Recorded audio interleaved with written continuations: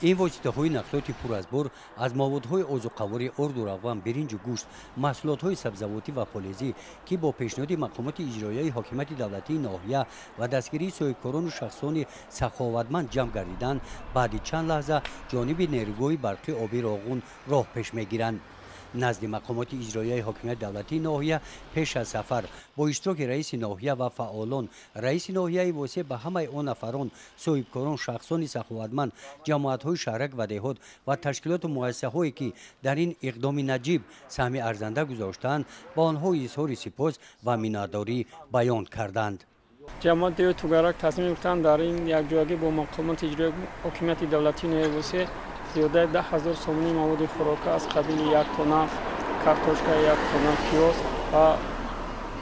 بادرنگ و پامیدور و محصولات‌های فلزی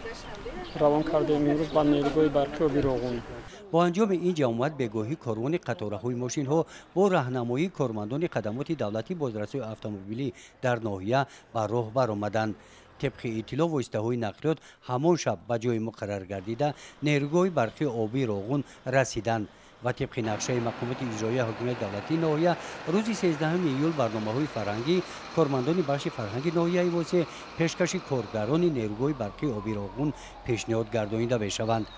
گزارش خوجا نظریف خدای نظر ظهورов از ناحیه واسه برای برنامه اطلاعاتی نوید.